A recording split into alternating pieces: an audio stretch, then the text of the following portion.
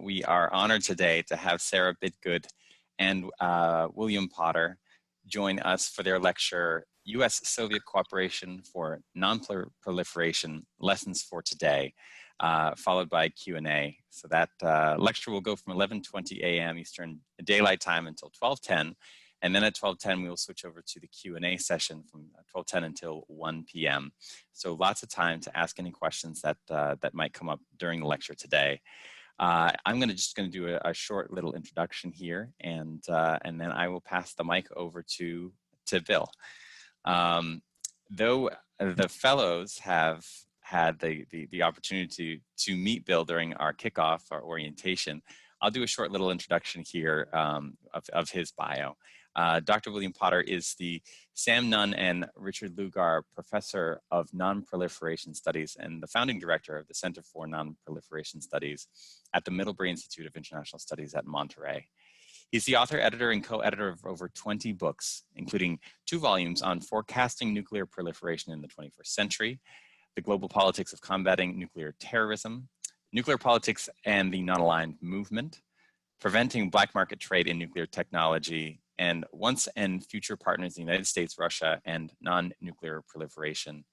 He's authored more than 125 articles and book chapters, including in Arms Control Today, Bulletin of Atomic Scientists, Foreign Affairs, Foreign Policy, Slavic Review, and the Washington Quarterly. Dr. Potter has served on numerous committees of the U.S. National Academy of Sciences, and for 5 years was a member of the UN Secretary General's Advisory Board on Disarmament Matters. He's participated as a delegate at every NPT review conference and preparatory committee meeting since 1995. He was elected as a foreign member of the Foreign Academy of Sciences in 2019. And joining him today is Sarah Bidgood, who is the director of the Eurasia Non-Proliferation Program at the James Martin Center of Non-Proliferation Studies in Monterey, California.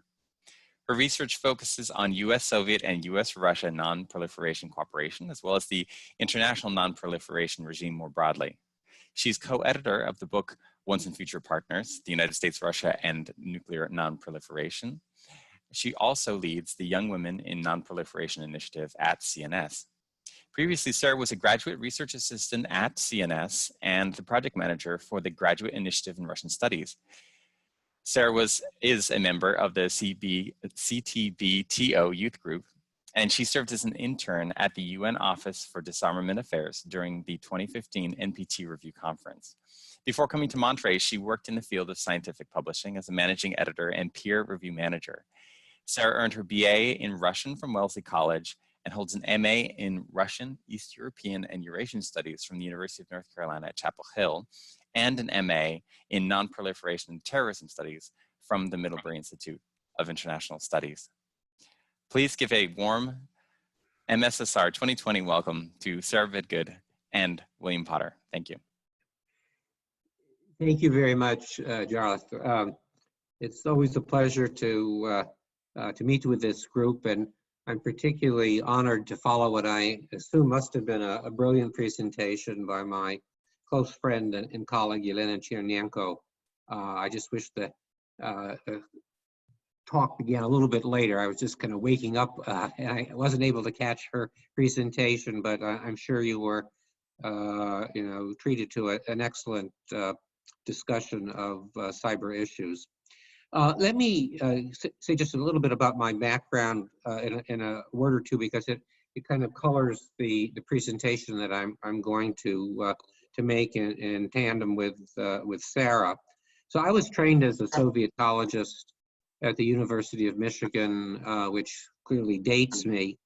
I was really self-taught in the field of non-proliferation, because when I went to grad school, even at a very large university, there were no courses that were available in the non-proliferation sphere. And although I'm an IR scholar, an international relations scholar by profession, as was noted by Jarlath in the introduction, I have an unusual background, having participated as a delegate to 5 NPT review conferences, and I can't remember the number, probably 13 or so preparatory committee meetings, But the unusual aspect was that I represented the country of Kyrgyzstan in those negotiations in most instances, and when Kyrgyzstan didn't participate, I was a member of the Chilean delegation. So my perspectives on the topic that we're talking about are kind of less from an academic perspective and more from that of a part-time practitioner. So that kind of may give you some clue or help you to interpret what I have to say over the course of the next 20 minutes or so.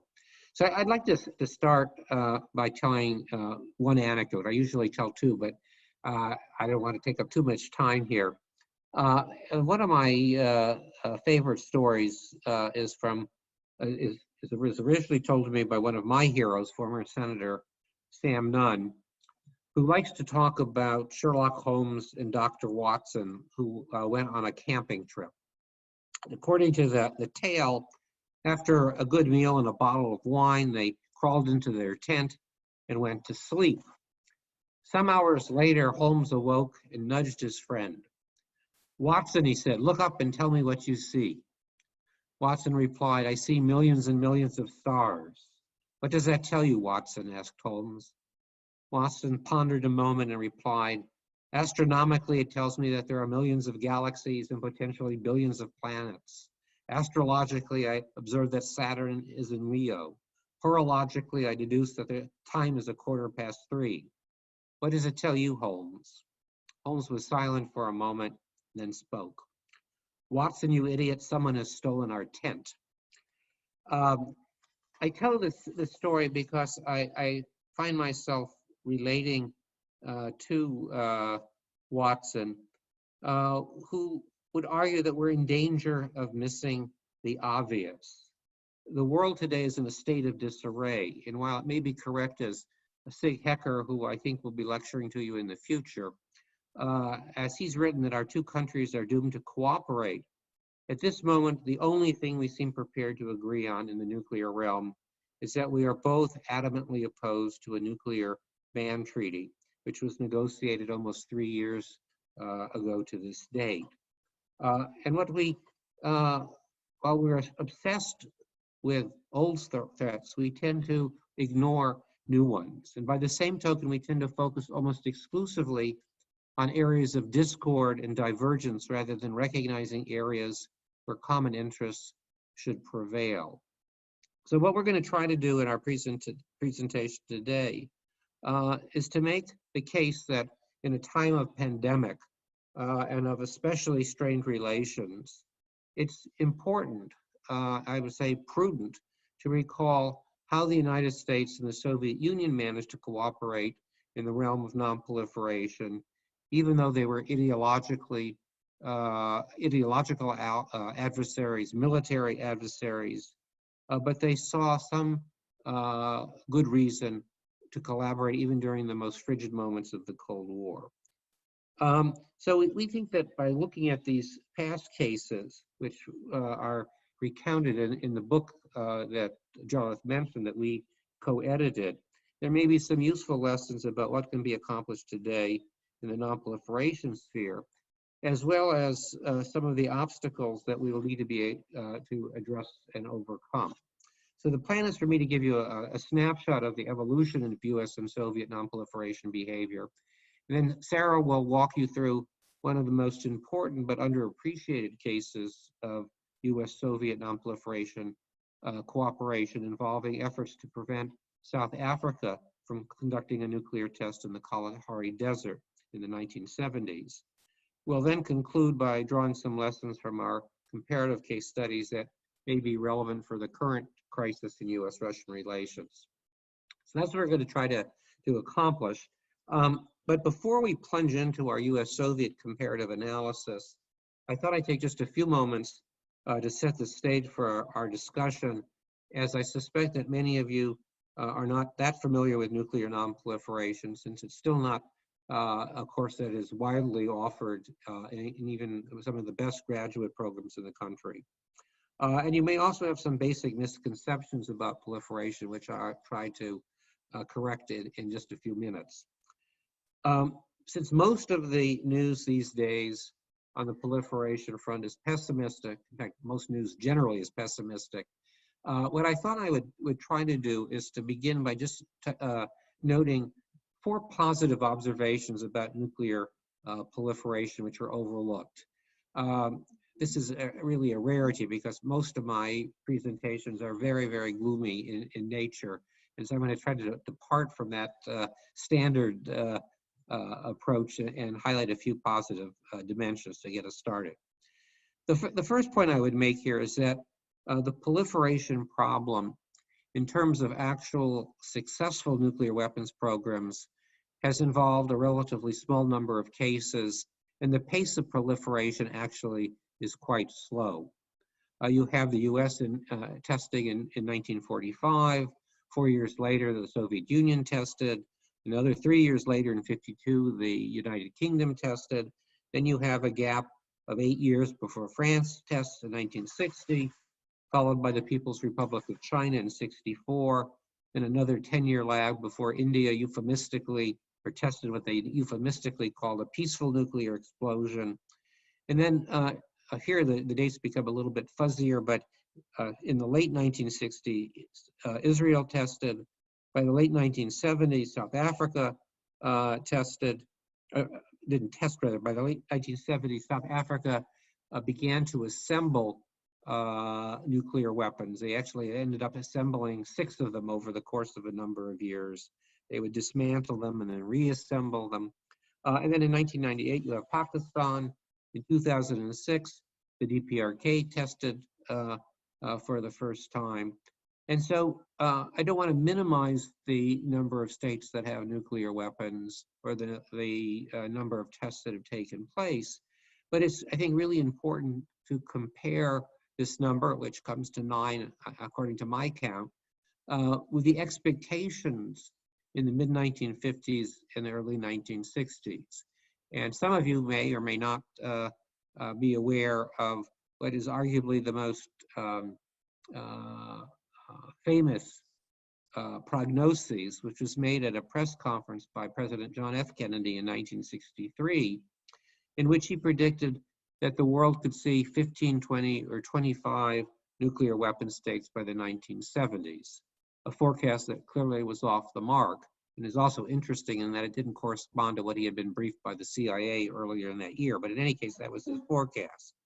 And I would argue that not only was President Kennedy off the mark in terms of his prognosis, but that repeatedly scholars, pundits, intelligence analysts from the United States and elsewhere have spoken about forthcoming rampant nuclear weapons spread, and yet, without exception, these forecasts have not materialized.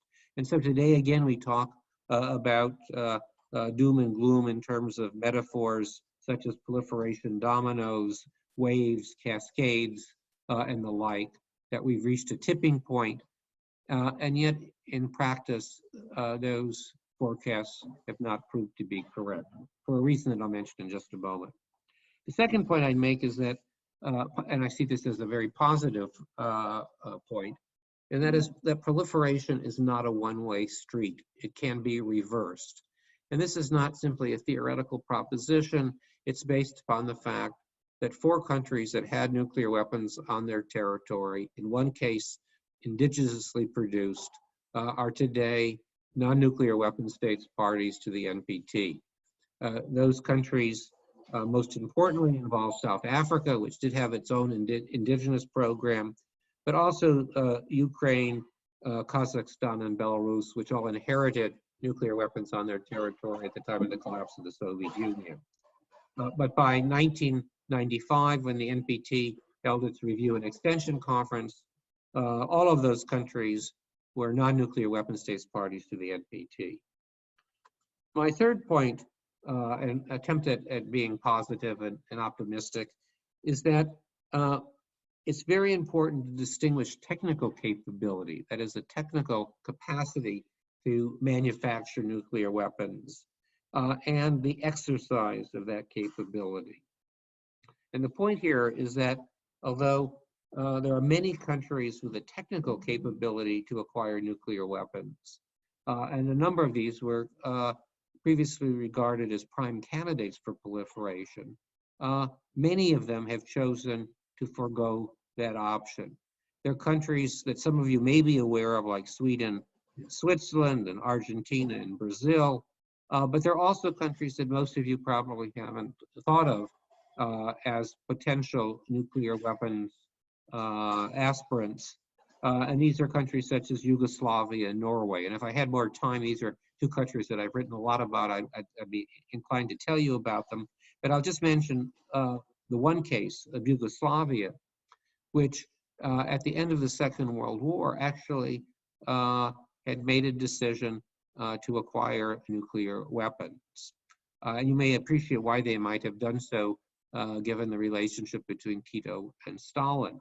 But it turns out that although they had a dedicated program that was known to some countries in the 1950s, that they abandoned that program only to revive the program again in 1974. And a country that was of major assistance to them in their pursuit of nuclear weapons, which ultimately did not bear fruit, was Norway. So I cite this simply because almost every country that has pursued peaceful nuclear activities has at one time or another also seriously contemplated the pursuit of nuclear applications of that technology, but in most instances have abandoned the program.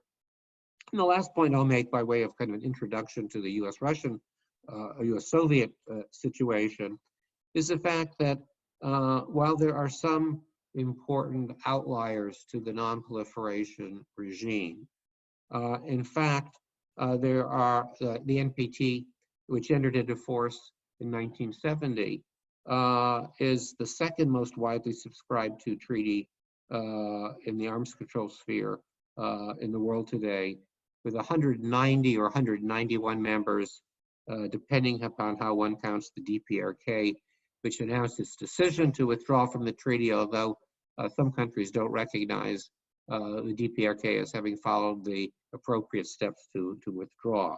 And so while you have India, Pakistan, Israel, and South Sudan as outliers, in fact, the overwhelming majority of states in the international system are parties to the treaty. Okay, so much for that kind of background information. So when I first began to examine Soviet and US nuclear export and non-proliferation policy over 40 years ago, there wasn't a single course that I could take, on the topic.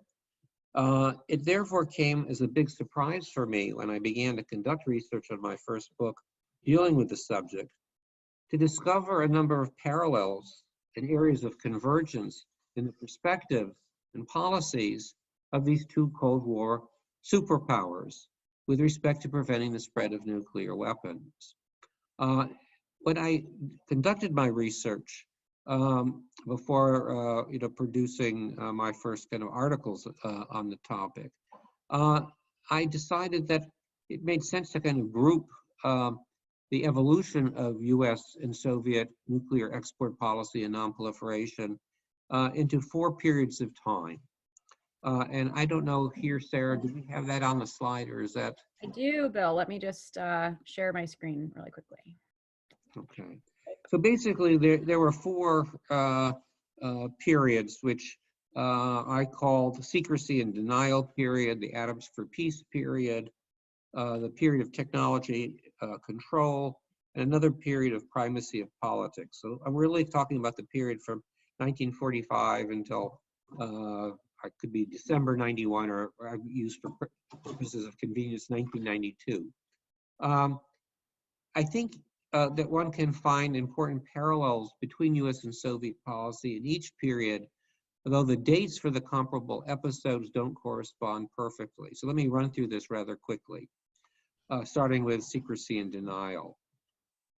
I'm not going to say much about this period, other than to note that this was a time when there was an effort to try to put the genie back in the bottle by keeping information about atomic energy secret.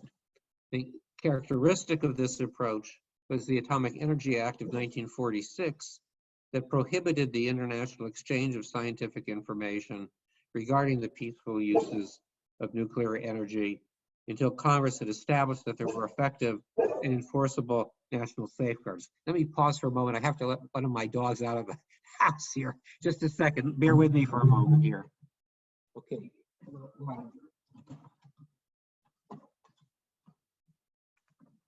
Okay. This restriction, interestingly, applied even to the United States' closest allies, the UK and Canada, both of whom had contributed key technology and labor to the Manhattan Project. Not surprisingly, the Soviet Union also pursued a very secretive nuclear research and development program during this period and clashed with the US over its attempts to prevent the spread of nuclear weapons by means of creating an International Atomic Development Authority with UN Security Council veto under the so-called Baruch Plan. And if we had more time, and maybe in the Q&A we can talk about this, about the competing approaches that were discussed at the United Nations, put forward by the United States and the Soviet Union, the most famous of which is known as the Baruch Plan. But I'm not going to dwell on that at this time. Moving to the second phase, there was a major change in US policy from secrecy and denial to active promotion of the peaceful application of atomic energy, which was signaled by President Eisenhower's famous Atoms for Peace speech before the United Nations in December 1953. Eisenhower acknowledged in his address that the secret of the atom eventually would be acquired by other states and emphasized the need to exploit those properties in the atom that were good rather than evil, in his words. This reorientation was reflected in the U.S. Atomic Energy Act of 1954, which removed most of the controls on the classification of information regarding nuclear research. Interestingly, the Soviet response to the U.S. Atoms for Peace program was to launch its own international crusade for peaceful nuclear energy. One of the first steps in the Soviet campaign was sponsorship of a series of meetings during 1954 in the Soviet Union and Eastern Europe, to which physicists and engineers from the West as well as the developing world were invited. So you have this rather ironic situation developing in the mid-1950s, where there was a period of relaxed control over nuclear information, leading to what might have been thought of as a US-Soviet peaceful nuclear energy and prestige race being conducted in tandem with the superpower arms race. And an important aspect of the former competition was the rush by both the United States and the Soviet Union to declassify and disseminate a large volume of technical nuclear information. As one commentator of the time noted, and I'm quoting here, the nuclear giants lifted their skirts of secrecy, each challenging the other to reveal more evidence of dedication to the peaceful atom. And if we were in a classroom environment in person rather than in this virtual meeting, and I'm not in my office at the moment, I would show you a fascinating booklet from 1955 involving a Soviet nuclear exhibition in Geneva. It's really remarkable for the candor with which they are sharing technologies ostensibly for peaceful use, but in fact also having military applications. Now, the 2 decades that followed President Eisenhower's Atoms for Peace initiative represented a period of unusual consistency in the US approach to nuclear export and non-proliferation policy. And until 1974, both Democratic and Republican administrations were inclined to minimize the relationship between the worldwide growth of nuclear power and the proliferation of nuclear weapons. And there was a strong tendency to subordinate the military implications of nuclear exports to those of commercial advantage.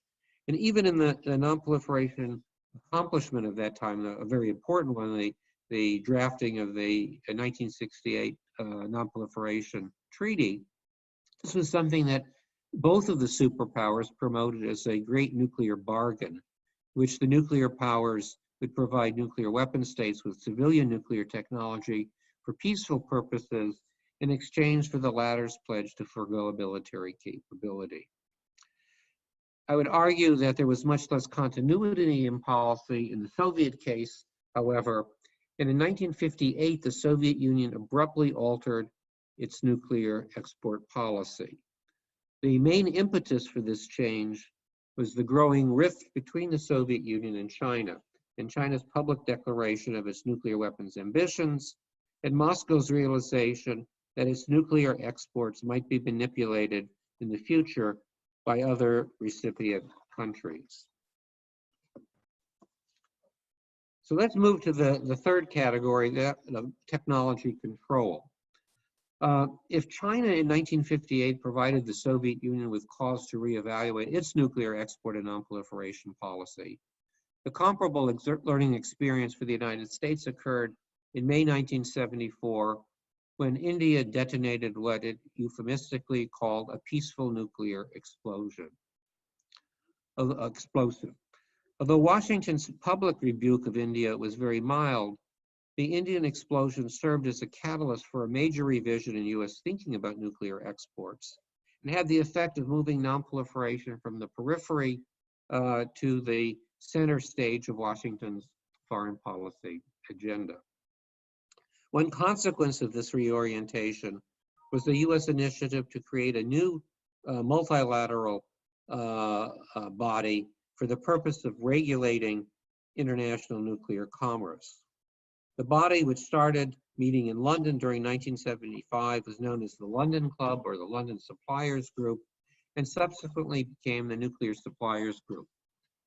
Significantly, in addition to the United States, one of the original 7 participants in this group, all of whom were major suppliers of nuclear materials and technology, was the Soviet Union. And Sarah has written an important case study of US-Soviet cooperation in the formation of the NSG, and she might want to comment further on this collaboration during the Q&A. Here, all I really want to call attention to is an indication of Soviet policy, as an indication of Soviet policy in 1975, is an internal memo from US non-proliferation specialist at the time, Charles Van Doren, in which he observes, and I'm quoting here, there are not export areas in which the Soviets have a less restrictive policy than we do. And the main purposes to be pursued in discussion with them would be to discuss our interest in further coordination of supplier policies. So here you have a senior US government official basically acknowledging the parallelism in US and Soviet policy at a time when we're at the peak of the Cold War. As part of the Soviet Union's post-1958 retrenchment in nuclear exports, it reneged on promises to provide nuclear technology to several of its East European allies, in particular Hungary and Czechoslovakia, that it believed might be misused for military purposes, insisted that all recipients of its nuclear reactors return the spent fuel from the operation of the reactors to the Soviet Union, and prevented its patrons from developing their own uranium enrichment and plutonium reprocessing facilities. In addition, it introduced a number of other innovations in the sphere of nuclear safeguards.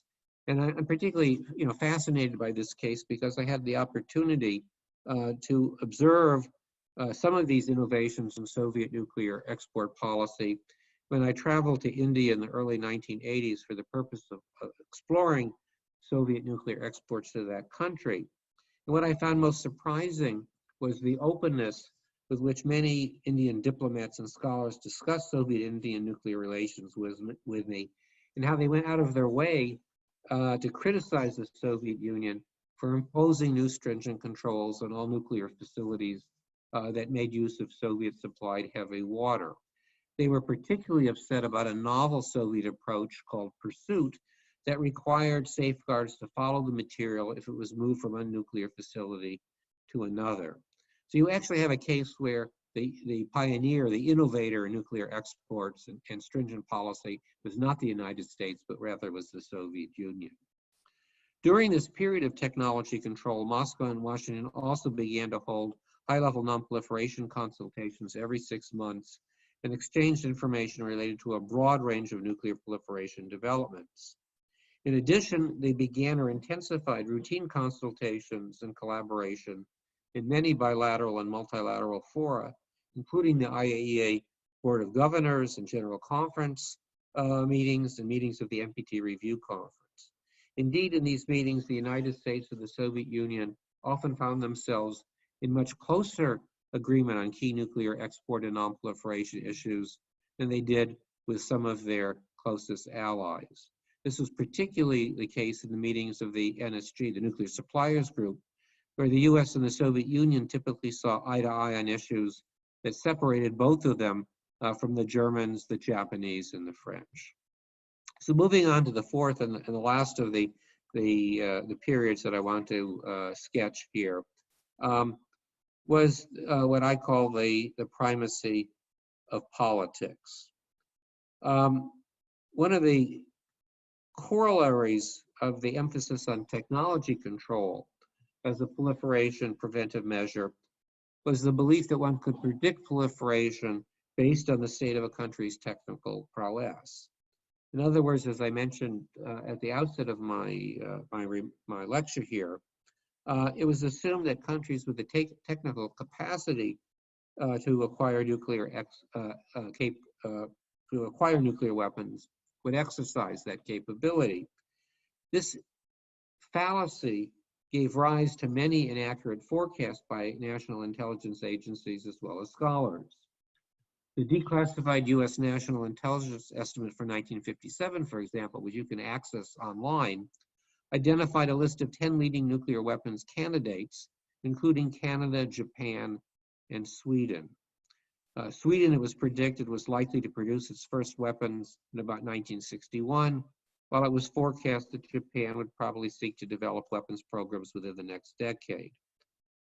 However, by the end of the 1970s, there was a growing appreciation in Washington that technical capability was only one of a number of proliferation drivers, and that stringent export controls in and of themselves were unlikely to prevent the spread of nuclear weapons. At the same time, that is during the 1980s, one could discern in both the US and the Soviet Union a growing readiness to elevate political and economic considerations in crafting non-proliferation policy. In some instances, this led to the politicization of non-proliferation policy, such as the decision by the US to walk out of the International Atomic Energy Agency General Conference and to reassess the intent to participate in the agency after the conference vote to withdraw Israel's credentials during an Israeli strike on the Iraqi Osirak nuclear reactor in 1982. Polemics between the superpowers continued to rise following President Reagan's 1983 Evil Empire speech, and in January 1984, the Soviet Union explicitly charged the US with failing to honor its NPT disarmament obligations. Nevertheless, in December of '82, the US resumed high-level biannual non-proliferation consultations with the Soviet Union, and at the 1985 NPT Review Conference, the two sides were able to adopt what a senior US official by the name of Louis Dunn, who headed the US delegation, called a no polemics approach. In other words, although the two sides had major disagreements, especially over how to characterize the negotiation of a comprehensive nuclear test ban treaty, ultimately both sides were able to cooperate in order to forge a consensus final document. According to Lou Dunn, who has a chapter in the book that Sarah and I edited, this cooperation was possible in large part due to the role of institutions and people in both bureaucracies who shared a belief in the importance of the NPT and non-proliferation. In the late 1980s and early 1990s, however, the Soviet Union under Gorbachev undertook a number of nuclear export initiatives that signaled a less prudent approach to non-proliferation. They included efforts to market nuclear goods and services to non-NPT parties such as Argentina, India, Israel, and Pakistan, without requiring the application of so-called IAEA safeguards on all of the recipients' nuclear facilities. They also these developments corresponded to the decline in the influence of the Soviet Foreign Ministry over nuclear export decisions and the corresponding rise in power of the Ministry of Atomic Power and Industry. The latter body's export control policy seemed to be driven primarily by hard currency consideration with little regard to the foreign or defense policy implications of exports of sensitive technology. I happened to be in Moscow at this time and was struck by the activities of an organization that was called the International Chetek Corporation, which was a newly created entity in the early 1990s, whose purpose was to market peaceful nuclear explosive services at home and abroad, ostensibly for the purposes of environmental cleanup. They basically wanted to use nuclear weapons to destroy, chemical weapons, among other things. But what it illustrated was a very incestuous relationship between the Ministry of Atomic Power and Industry, which was the precursor to the Ministry of Atomic Energy, and this business entity, which received substantial financial support from the Atomic Energy Ministry in exchange for exclusive marketing rights to Soviet peaceful nuclear explosive services and access to Russian nuclear sites. According to Viktor Mikhailov, an early proponent and promoter of Chetek and the head of Minatom, the arrangement was the only way to preserve Russia's nuclear weapons laboratories, research programs, and to avoid the layoff of large number of scientists. So that gives you probably a longer than intended survey of these different periods. Let me stop my prepared remarks now and have Sarah say a bit about an actual case of US-Soviet cooperation for nonproliferation, which has, I think, not been given the attention that it deserves. So Sarah, I give the mic to you. Great, thank you so much, Bill, and thank you for that sort of laying of the groundwork here and describing the landscape that we're working with. So, as Bill mentioned, I'm going to be talking about a specific case of US-Soviet cooperation for nonproliferation that I think is pretty unusual.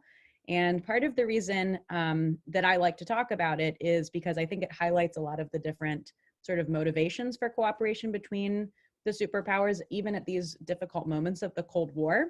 And obviously the whole sort of objective of Bill's in my book is to derive some of these lessons from the past and see ways that we can apply them to the future. So we'll be delving into that a bit after the case study as well. But the other reason that I really like to talk about this case is, I know that for all of you, your focus might not be specifically on nonproliferation, and you might feel like this is an area that's narrow or very niche, but part of the reason why I really like this case study is I think it demonstrates the importance of sort of using an historical lens to examine some of these topics. And so if you're a person who, like me, likes digging around in the archives and sort of looking at some of this declassified material, hopefully this will help to pique your interest. And there are a lot of different directions that you can go with this kind of research. So I'm thinking about it with my sort of promoter's hat on, I suppose, a little bit. All right, so my case study, as I said, is going to look at US-Soviet joint efforts to prevent South Africa from conducting a nuclear test in the summer of 1977. And sort of my governing philosophy as I was going into conducting this research is I wanted to really understand what some of the kind of motivations and mechanics were for cooperation between the nuclear superpowers. I mean, how were they engaging with one another? How frequently were they speaking with each other? In what different fora did they have opportunities to build relationships? So that was one of the things that I was kind of looking for insights into as I embarked on this case study work. This case also isn't well known, so it felt like there was a lot of kind of information that was, ripe for examination, ripe for re-examination. And we have access to a lot of new, maybe not newly declassified necessarily, but newly digitized and newly available primary source material, particularly on the US government side. So for those of you, again, who are kind of interested in doing this type of research, but maybe don't know where to start, I always recommend, looking at the CIA website. Bill mentioned some of these national intelligence estimates. You can read those. They're publicly available. They're typically declassified in sort of 25-year chunks. So we have a lot of great stuff to look at if you're interested in that period of sort of détente history. And I was able to make use of a lot of these in my case study research, as well as some declassified material on the Soviet side and also on the South African government side, because they're also, similarly declassifying some of these materials as well. So I'm going to give you a very quick kind of lay of the land in terms of South Africa's, nuclear weapons program. We've already talked a little bit already in this session about, peaceful nuclear explosions, PNEs. That was you can probably get a sense for the fact that there's not a lot of technical difference between a peaceful nuclear explosion and a nuclear weapons explosion. It's really all about how you describe it and spin it. But South Africa did, we think, begin exploring peaceful nuclear explosions in the 1970s with help from the Atoms for Peace program, which is a program that Bill mentioned a little bit in his remarks, in this period of time where both the United States and the Soviet Union were really interested in using nuclear exports as sort of a way to advance their own, foreign policy interests and as a way of showing American soft power. And so they would export research reactors to countries without a lot of guarantee besides just a sort of oral confirmation that they weren't going to use these reactors and these technologies for anything other than peaceful purposes. And unsurprisingly, that did not always turn out to be the case, and South Africa is a good example of how that policy can sort of go wrong. So in sometime before 1977, and again, the dates are a little bit fuzzy here because we don't have the exact sort of smoking gun primary source document to tell us precisely when this happened, but this peaceful nuclear explosions program, which had ostensibly been for civilian purposes, started to take on a military dimension. And the South African government needed a place to conduct a test of this device. And so they started looking around in the Kalahari Desert for different places where they could do this. The Kalahari is very large and a lot of it is very isolated. And so they were able to find a test site that was actually a place where they were testing other types of kind of heavy military equipment. So there was a bit of a good rationale for why you might choose this as a site for a nuclear test. And also a bit of cover as well, because if anyone saw you doing this, you could say, no, we're just conducting these other activities that we already do on this test site. So in the summer of 1977, they started preparing to conduct this test. And you can actually see on the slide, this is the benefit of doing this in a virtual format, because you can really look very closely at the slides. You'll see that in this CIA declassified document from after this case happened, they've actually identified the suspected nuclear test site on this map. So that's what you're seeing here on the screen.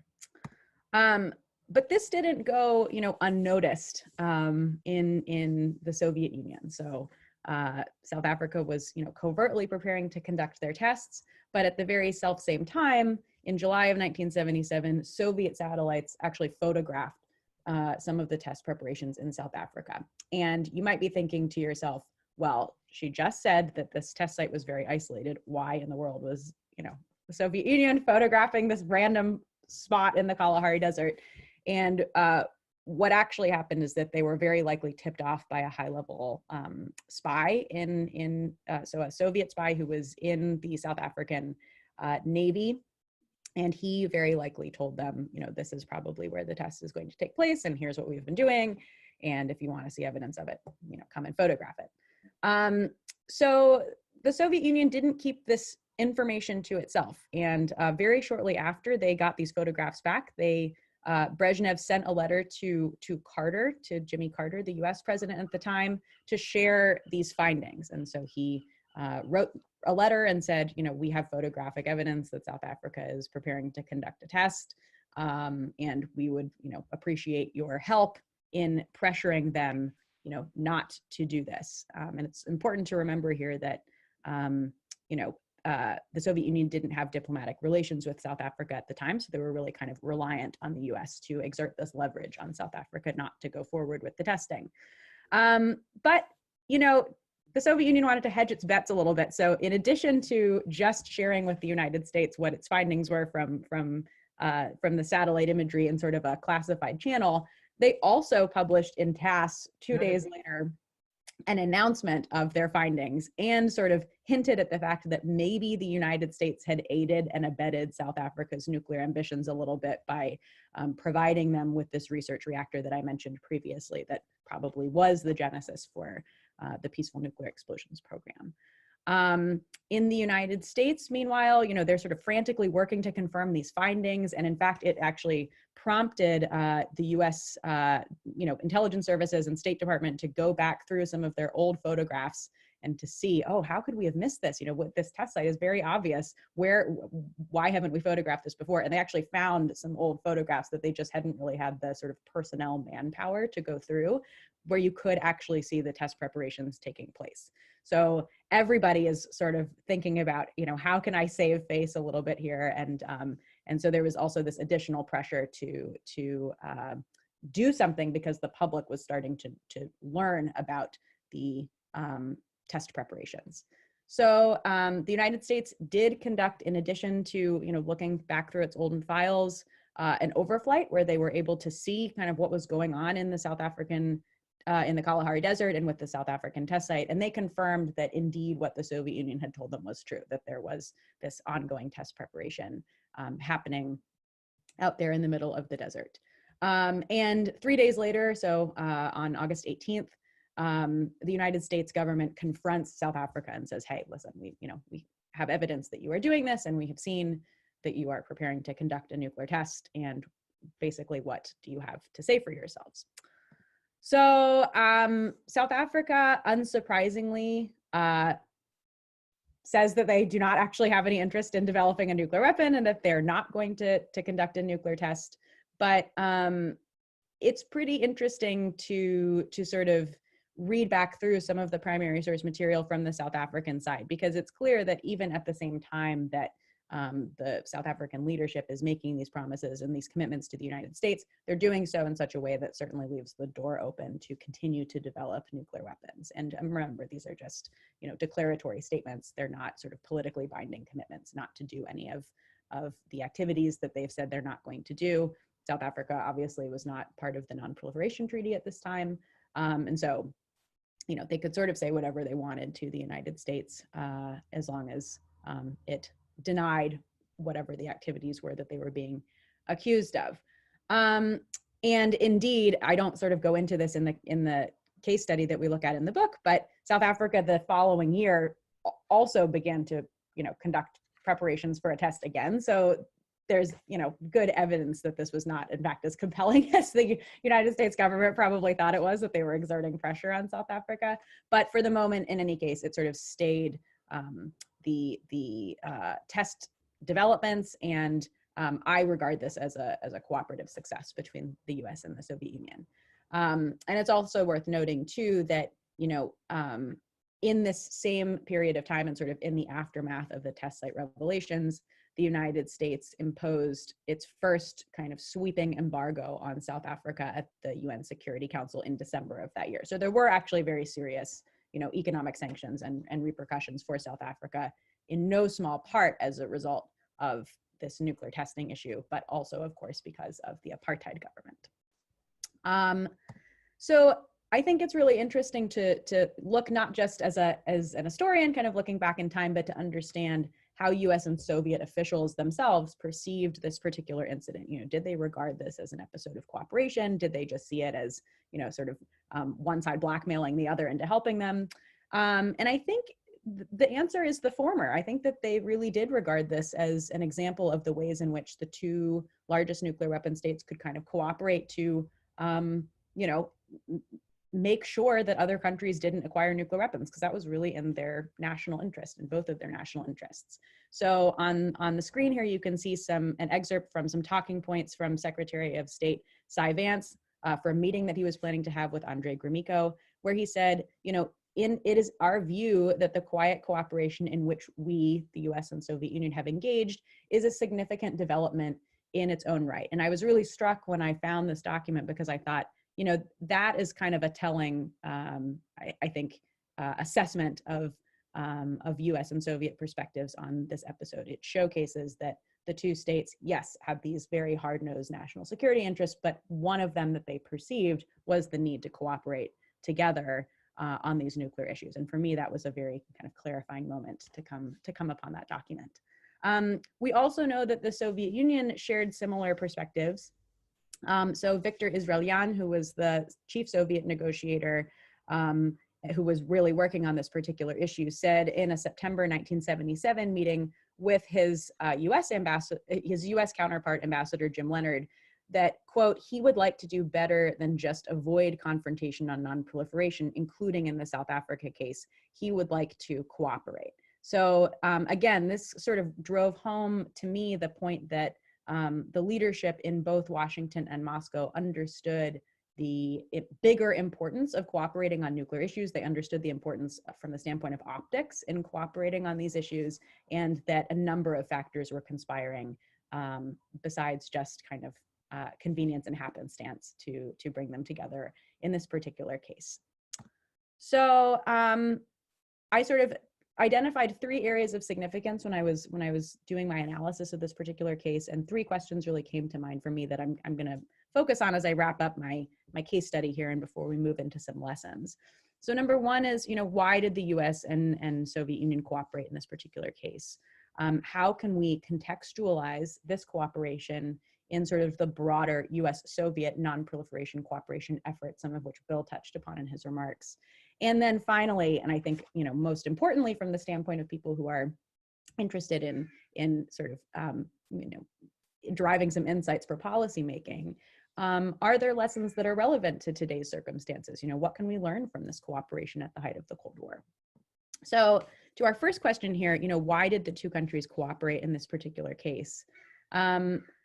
I think one of them that I hadn't fully appreciated before we embarked on this case study project was that there were really hard-nosed security interests at play here. The United States, or the Soviet Union, wanted to force the United States to stop helping South Africa with its nuclear program, militarily, economically. And that's why we see that TASS publication in early August of 1977 that sort of made sure that the United States couldn't just deny any involvement in South Africa's nuclear program. They were going to be forced to do something about it. And it's interesting to read the declassified record because you can see that the United States was also worried about this perception. They were worried about being perceived as helping South Africa to sort of pursue its nuclear ambitions. There's a document that I found in the declassified record where the US ambassador to the International Atomic Energy Agency was basically asked to find out from the director of the IAEA whether any of the material, any of the nuclear fuel that they'd given to South Africa was unaccounted for, because he was really worried that maybe, in fact, some of this had actually been diverted to a peaceful nuclear explosions program, and wanted to make sure that they'd kind of covered all of their bases.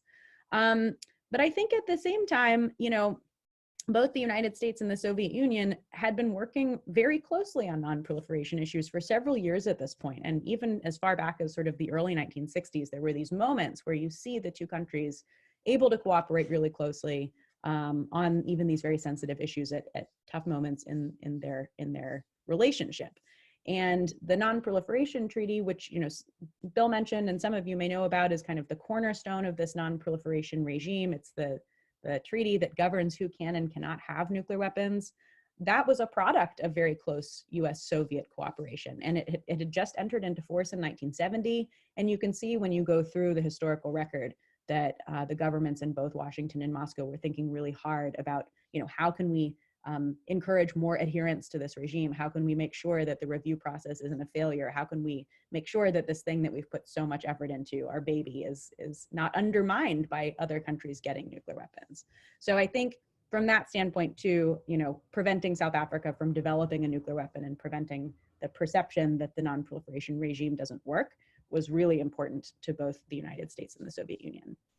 And then I think there's also, there's a lessons learned element to this case study as well. So Bill mentioned India's, peaceful nuclear explosion in 1974, which I think both the United States and the Soviet Union were sort of complacent in the face of. So you can see from looking through the documentary record that they didn't really respond in a very, outraged fashion when India tested what was essentially a nuclear weapon. And they got some flack for it. That I think the international community and particularly the domestic audiences in the United States were sort of surprised that the United States, which was purporting to be a proponent of non-proliferation, wasn't really responding in a particularly vociferous way in response to India's test, and they didn't want to make that same mistake again. So they had an opportunity here with South Africa to really strongly push back in a public way against what South Africa was planning to do. And I think both of them recognized that that would be something important and something that was kind of in their own interest.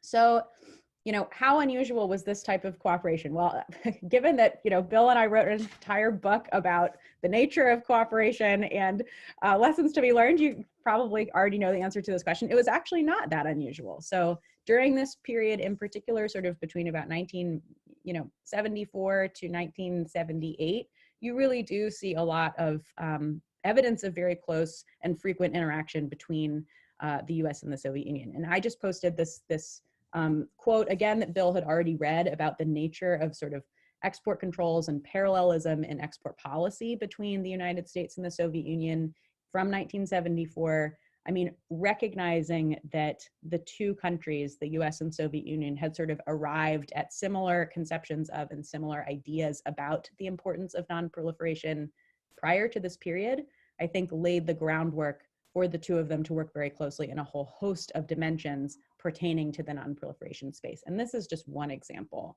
of those. But we can sort of get into this as well in sort of the lessons learned in the Q&A, but it's become increasingly clear to me as we look today at an environment where the US and the Russian Federation do not have a lot of opportunities to work closely on nuclear issues, that cooperation in one space kind of begets cooperation in another. And so when you have those institutionalized mechanisms like the International Atomic Energy Agency, like the NPT meetings, frequent bilateral meetings, and then issues like this that come up kind of ad hoc, it helps you develop the personal rapport with your counterparts that allows you to do more ambitious cooperation work. So there's kind of a multiplier effect here that I think is missing today, but is really important to take note of. So are there lessons for today? I think there are. I think we can actually learn a lot of interesting things from this particular case, both in and of itself and sort of in the context of the bigger work that Bill and I have done on this topic. I think that this case demonstrates, as many of the others do in our edited volume, that US-Russia cooperation on non-proliferation can actually be insulated from the kind of broader ups and downs in their relationship if there is sufficient political will. And that's really the key. There needs to be political will, and there needs to be kind of a shared recognition in the importance of cooperating on issues that seem like either side wouldn't actually be able to tackle them effectively on their own. At the same time, though, both sides really need to be willing to kind of show flexibility and take risks in order to make cooperation work. And I think we see that really vividly in this particular case, because if you're kind of thinking about the way in which the United States learned about this particular episode, the Soviet Union probably had to be willing to share that they had a high-level asset in the South African military, because it would be very unusual for the United States to receive information from the USSR about a possible test and not to say, why in the world were you looking in this particular area of the Kalahari Desert? So, I mean, we don't have the documentary record to necessarily support that claim, but I think if you're thinking about it from a logical perspective, the Soviet Union was sharing sensitive intelligence information with the US, and that's risky. And by the same token, the United States had to swallow its pride a little bit and decide that the bigger objective of preventing South Africa from conducting a nuclear test was worth a little bit of naming and shaming from the Soviet Union. They could have very well pushed back and said, no, we didn't have any part in helping South Africa to develop any kind of, military adjacent nuclear capability, and so we're not really interested in helping. And they didn't do that. They swallowed their pride and approached the South African government and put pressure on them to stop their test preparations. As I alluded to before, I think relationships and trust between the key players are really key. So you can actually see when you look through the documentary record, and I did a little bit of this research with a colleague of mine. We did sort of a very informal network analysis of who was engaged on the US and the Soviet side in these case studies that we looked at. And you can see that, Victor Israelyan was the same person who was involved in kind of managing the fallout of this particular incident. He was also the person who later on was responsible for negotiating a radiological weapons ban treaty that never really came to fruition, but that he worked on very closely with his American counterparts. And that's just one example. I mean, Roland Timirbayev, a name I'm sure many of you are familiar with, he is a person who appears over and over and over again in these stories. Same with George Bunn, his longtime US counterpart. So you can actually see that these relationships get built over time. People learn to work with one another. They might not be best friends. In some cases they are. I think Timirbayev and Bunn probably were best friends, but in a lot of other cases, you just understand what your counterpart is like, and when they say, I can't budge any farther on this position, that they mean it. And that's really valuable when you're doing this type of work. And then the last point I'll kind of make with respect to this particular case is one I just made previously, but cooperation in one area I do think can beget cooperation in another. So when you look at if you were to plot all of these different cases that we look at on a timeline, it's very clear that this was kind of an iterative process, and that the US and the Soviet Union were able to build on their previous experiences, both from a kind of logistical standpoint. Sometimes it meant we had a meeting in this particular format in this particular building and it worked well, so let's use that exact same format the next time we meet. And sometimes it's just, I know I can trust you. I know that you share the same sort of values, I guess, as it comes to nuclear weapons and non-proliferation that I do. And so I believe that I can work with you in a productive fashion. And that's like a muscle. When you don't kind of work that, I think it atrophies. And I think that's one of the things that we're seeing happen today. So this takes us into a couple of the lessons Bill and I try to tease out in our edited volume. And I'll just sort of go through some of the ones that we see. They're going to be a little bit repetitive because many of them, come from these case studies that we looked at, including the one that we just studied. So you might see some repetition here, but, I think one of them is that, non-proliferation cooperation was most likely to occur when the US and Soviet leadership attached great importance to non-proliferation objectives and perceived convergent national interests in this domain to be best served by collaborative action. So this is sort of the notion that, you do have to share a similar threat perception, or at least have some sense that you're operating on the same page, and that you can't achieve the objectives that you're setting out to achieve unless you have the engagement of the other side. So, Bill mentioned the case study work that I did on the establishment of the Nuclear Suppliers Group. That's a really vivid example of this, because you can't have the United States and the Soviet Union competing on the nuclear export market, but then one accepting more stringent export control requirements than the other. That's clearly not going to work. You have to perceive that there is some convergence of interest here, and that you need the buy-in from the leadership in both capitals.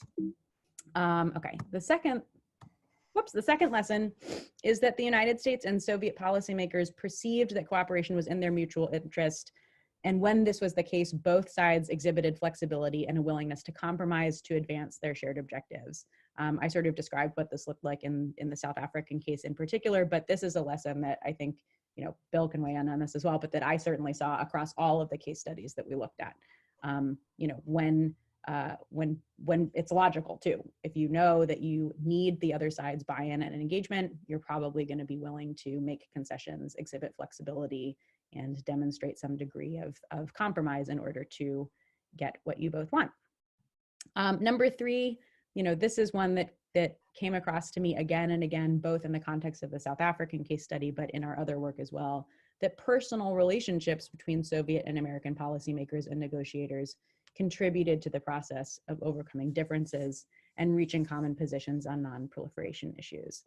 This sounds so obvious that it's hard to believe you need to say it, but I think it's perhaps the lesson that has been most forgotten in today's environment, when you don't have opportunities to interact with your counterpart.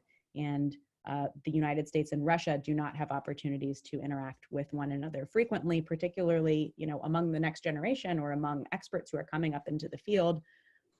You're not going to know how the other person thinks or operates, or be able to exhibit the kind of empathy that you need to do this work. And so I think that is something that was really driven home to me by this documentary record, and it feeds into my thinking about how we can kind of change things today.